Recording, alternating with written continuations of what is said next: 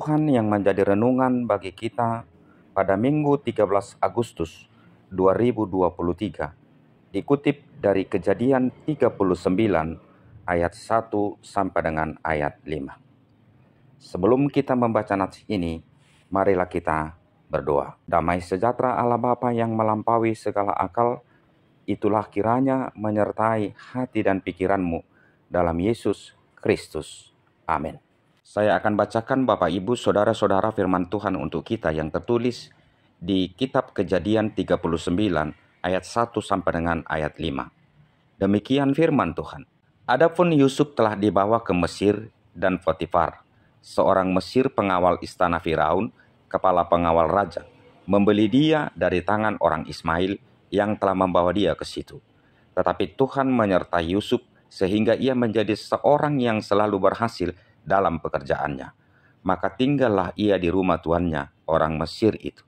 Setelah dilihat oleh tuannya bahwa Yusuf disertai Tuhan dan bahwa Tuhan membuat berhasil segala sesuatu yang dikerjakannya, maka Yusuf mendapat kasih tuannya dan dia boleh melayani dia. Kepada Yusuf diberikannya kuasa atas rumahnya dan segala miliknya diserahkannya pada kekuasaan Yusuf. Sejak ia memberikan kuasa dalam rumahnya dan atas segala miliknya kepada Yusuf, Tuhan memberkati rumah orang Mesir itu karena Yusuf, sehingga berkat Tuhan ada di atas segala miliknya, baik yang di rumah maupun yang di ladang. Saudara-saudara yang terkasih dalam Yesus Kristus, Yusuf adalah anak ketujuh dari 4 wanita yang diperistrikan oleh Yakub. Yakub terpaksa harus menuruti permohonan dari istrinya yang pertama, yaitu Rahel, untuk menikahi wanita lain demi memenuhi kerinduannya atas kehadiran seorang anak dalam keluarga ini. Sekalipun permohonan itu bertentangan dengan hati nuraninya, Yakub terpaksa melakukan hal itu demi menyenangkan hati istrinya dan memenuhi kerinduannya akan kehadiran seorang anak dalam rumah tangga mereka. Untuk memenuhi permohonan itu, Yakub menikahi Bilha, dan mereka dikaruniai 2 anak, yaitu yang bernama Dan dan Naftali. Kemudian dia menikahi Jilpa, dan mereka dikaruniai anak 2, yaitu yang bernama Gad dan Aser. Dan yang terakhir dia menikahi Lea, dan mereka dikaruniai 2 anak, yaitu yang bernama Isasar dan Dina. Namun seiring berjalannya waktu, Tuhan memberkati rahim daripada Rahel. Lalu Tuhan mengaruniakan 2 anak untuk mereka, yaitu yang bernama Yusuf dan Benjamin. Saudara-saudara yang terkasih di dalam Yesus Kristus, belajar dari rentetan kronologis atau alur cerita ini, apakah wajar jika Yakub lebih mengasihi dan mencintai Yusuf dibanding dengan anak-anaknya yang lain? Hal itu bisa kita baca dalam Kejadian 37 ayat 1 sampai dengan 4. Hingga demi menunjukkan cinta kasih dan kepeduliannya yang berbeda itu, ia harus menunjukkan melalui pemberian pakaian kebesaran, sapu borna, terhadap Yusuf. Dan hal ini justru menjadi alat pemicu, penyulut rasa kebencian dan kecemburuan dari saudara-saudara Yusuf terhadap dirinya. Saudara-saudara yang terkasih dalam Yesus Kristus, ketika kebencian telah bersarang dalam diri seseorang, sikap hati untuk melihat dan mengakui sebuah kebaikan pastilah menjadi tertutup. Dan apapun yang dikatakan dan dilakukan pribadi yang kita benci, pastilah serba salah dan jauh dari sebuah titik kebenaran. Hal itu sangat jelas terlihat dari sikap saudara-saudaranya terhadap Yusuf ketika ia memberitahukan mimpi yang sedang dia alami, di mana ketika mereka sedang di ladang mengikat berkas-berkas gandum, bangkit dan tegak berdiri berkas gandum yang di tangan Yusuf. Kemudian datanglah berkas-berkas gandum yang di tangan saudara-saudaranya mengelilingi dan bersembah kepadanya. Serta mimpi berikutnya di mana ia tampak melihat matahari, bulan, dan 12 bintang sujud menyembah dirinya.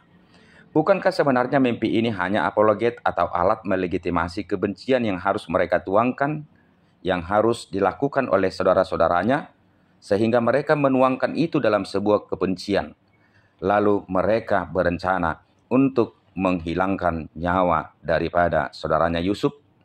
Hal itu bisa kita baca dalam Kejadian 37 ayat 12 sampai dengan 36. Saudara-saudara yang terkasih dalam Yesus Kristus, proses eksekusi berlangsung. Saudara-saudara Yusuf memasukkan dirinya ke dalam sumur kosong. Dan kemudian mereka melumuri pakaian daripada Yusuf kepada darah kambing atau domba. Dengan harapan mereka bisa menunjukkan pakaian ini sebagai bukti terhadap orang tuanya Yakub dengan laporan bahwa Yusuf telah mati diterkam binatang buas. Dan yang sebenarnya bahwa Yusuf telah mereka jual kepada kaum Ismail yang kebetulan melintas. Dan selanjutnya kaum Ismail menjual Yusuf kepada pengawal raja, yaitu yang bernama Potifar. Saudara-saudara yang terkasih dalam Yesus Kristus, proses perjalanan hidup seseorang kita tidak bisa ukur dan selami. Yusuf tidak kehilangan jejak. Pengkhianatan dan rencana pembunuhan yang direncanakan terhadap dirinya oleh keluarganya sendiri menjadi awal pembaharuan kehidupan buat Yusuf. Awal di mana perhatian Tuhan sedang tertuju kepada dirinya. Sebagai seorang yang lemah, korban ketidakadilan, korban sikap perlakuan dunia dan keluarga yang dirasuki oleh iri, kebencian, dan kerakusan, Yusuf tidak tenggelam dalam kesusahan serta pergumulan yang sedang dia alami. Justru dia senantiasa mencoba dirinya untuk senantiasa bersinar di sebuah rumah yang menjadi tempat di mana dia tinggal. Melalui kepatuhannya, melalui kesetiaannya, melalui kesabarannya, serta pengampunan yang senantiasa hidup di dalam dirinya. Yang terpenting dari semua itu, Tuhan menyertai dirinya dan membuat berhasil segala yang dia kerjakan. Dan atas keberhasilan itu, dia mendapat kepercayaan besar dari tuannya. Ia bisa melayani tuannya, diberi kuasa untuk segala isi rumahnya, dan segala miliknya diserahkan kepada dia. Saudara-saudara yang terkasih dalam Yesus Kristus, kehadiran Yusuf di rumah Potifar atau di Mesir telah mengubah segalanya menjadi baik, di mana kehadiran Yusuf telah membawa berkat kepada Potifar dengan seisi rumahnya dan juga pekerjaan yang dilakukan di ladangnya. Hal itu Tuhan lakukan sebab Potifar telah memperlakukan hambanya Yusuf dengan sangat baik. Dari pemberitaan firman ini, apakah yang bisa kita petik dan apakah yang bisa kita hidupi? Yang pertama, hubungan darah parmudaron tidak menjadi jaminan setiap keluarga bisa untuk saling mengerti, mampu menghargai perbedaan berkat yang saling berbeda, saling menopang dan saling mengampuni, malah terkadang jauh lebih parah dan lebih tragis dibanding dengan yang lain. Yang kedua, Tuhan telah menentukan setiap upah dalam kehidupan kita, dan upah itu sendiri tentu sangat tergantung dengan standar dan kelayakan yang sudah Tuhan tentukan. Tidak perlu iri atau cemburu jika orang lain kita anggap lebih dalam hal menerima itu. Sebab upah yang disediakan Tuhan juga bagi kita sudah cukup dan tidak pernah kurang. Yang ketiga, tidak perlu terlalu fokus dengan penderitaan serta pergumulan yang sedang kita alami. Tetapi fokuslah kepada janji berkat yang kita yakini sedang dipersiapkan Tuhan untuk kita. Sebagaimana Yusuf dalam nats ini memang sedang Tuhan persiapkan untuk mampu mengemban keterwujudan janji besar untuk dunia, agar melalui dirinya dan bersama dengan keturunannya kelak, ia menjadi berkat dan keselamatan bagi seluruh umat manusia. Tentu sesuai dengan janji Allah kepada nenek moyangnya adalah Abraham. Yang keempat, setelah dilihat oleh tuannya Potifar bahwa Tuhannya telah memberkati Yusuf, lalu ia juga mengakui bahwa pekerjaan yang dilakukannya di rumah dan di ladangnya bersumber dari Tuhan yang dipercaya Yusuf.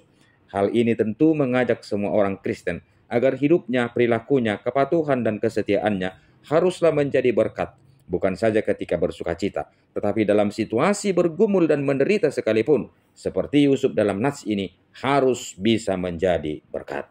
Saudara-saudara yang terkasih dalam Yesus Kristus, jika kita bandingkan nats ini dengan evangelium, seorang serdadu menjadi berkat kepada hambanya, kepada budaknya. Walaupun ia seorang pembesar, ia seorang non-Yahudi atau goim, bukan anak-anak kerajaan, tetapi ia memiliki iman, kepedulian, kepatuhan, dan kerendahan hati yang hebat dan sangat luar biasa. Sampai-sampai Yesus heran dengan hal itu. Demikian jugalah sepatutnya akan diri kita. sebagai orang-orang percaya kepada Kristus, anak-anak kerajaan, perilaku kita, kepatuhan dan kesetiaan kita haruslah menjadi sesuatu bahan keheranan kepada orang lain, terutama juga kepada orang-orang yang belum percaya. Dan selanjutnya boleh membawa mereka mengenal Tuhan kita, dan sekaligus oleh kita berkat Tuhan juga menjadi bagian daripada mereka. Amin. Marilah kita berdoa. Bapa dalam sorga, tuntunlah kami Tuhan agar tetap menjadi hamba-Mu yang senantiasa tunduk, patuh dan setia kepada proses pembentukan-Mu.